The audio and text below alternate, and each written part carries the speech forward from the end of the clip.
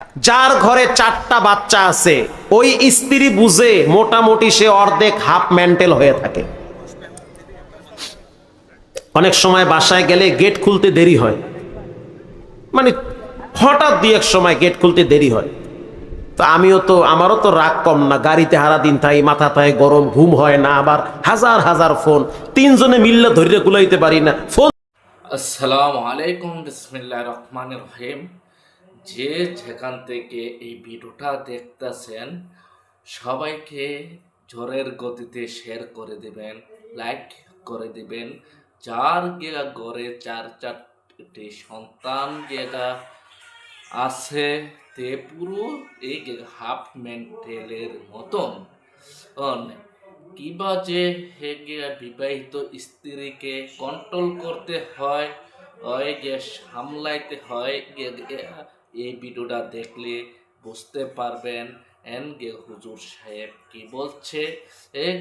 এরকম তথ্য তো না দেখলে ভুল করবেন, এবং কিবা যে বকে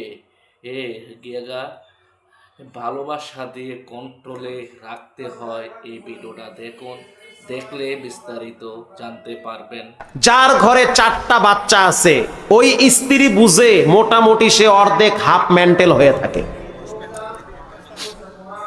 অনেক সময় বাসায় গেলে গেট খুলতে দেরি হয়, মানে হঠাৎ দুই এক সময় গেট খুলতে দেরি হয়।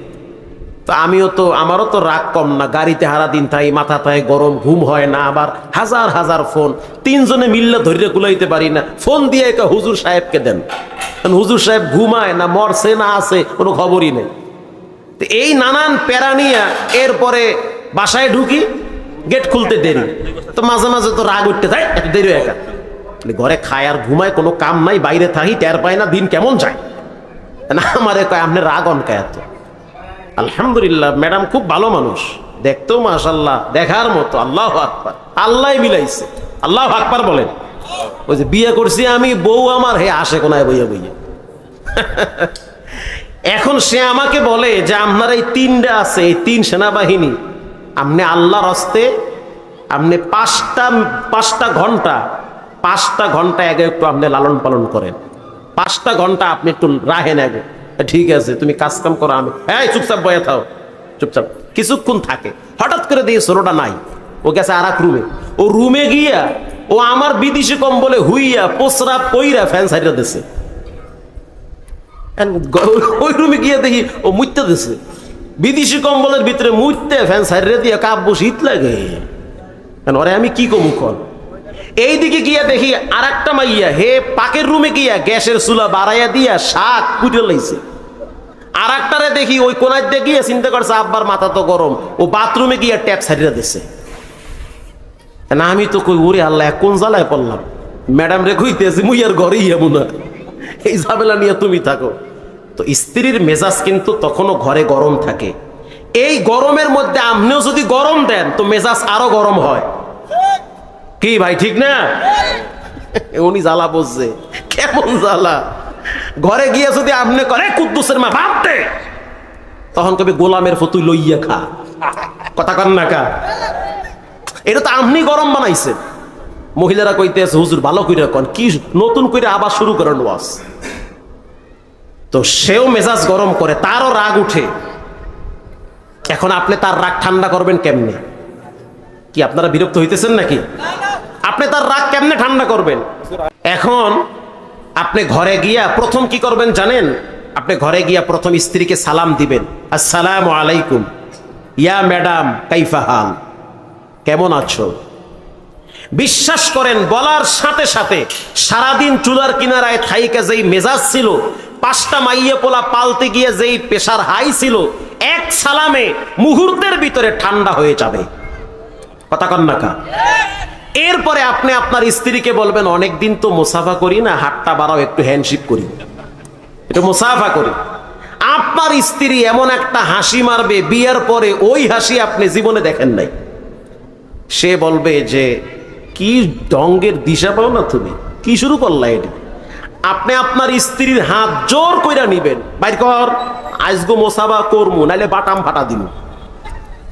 আপনি জোর করে স্ত্রীর হাত টানবেন, গুনাহ হবে না, বরং সওয়াব হবে।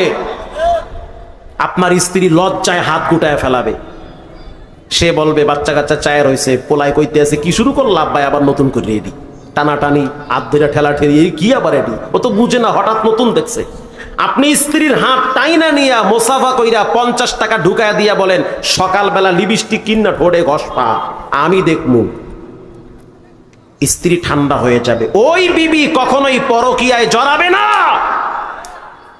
আর সারাদিন যদি খেডর খেডর করেন তাহলে তো দেখবেন আর একজনের লইয়া দৌড় মারছে।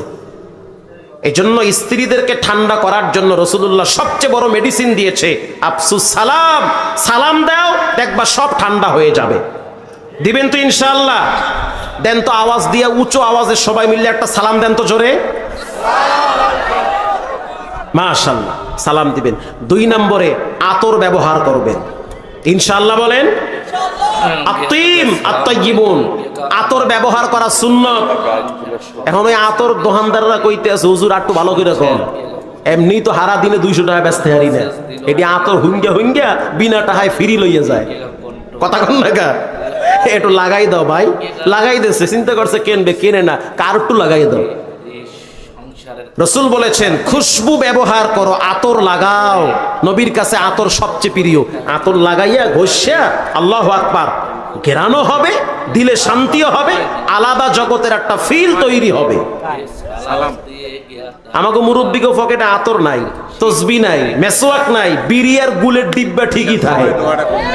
আসতে বলবেন না, জোরে বলেন। এজন্য আতর রাখবেন, তসবিও রাখবেন, মেসওয়াকও রাখবেন, ইনশাআল্লাহ বলেন। আল্লাহ তৌফিক দান করেন। 30 সেকেন্ডে দোয়া হয়ে যাবে ইনশাআল্লাহ। আপনারা সবাই গিয়ে বুঝতে গিয়া পারছেন এই ভিডিওর মাধ্যমে। আমি গিয়ে এবারের মতোই বিদায় নিচ্ছি গিয়ে, আবারও পরবর্তীতে গিয়ে দেখা হবে গিয়ে আপনাদের মাঝে যে গিয়ে অন্য ভিডিওর মাধ্যমে গিয়ে। আসসালামু আলাইকুম।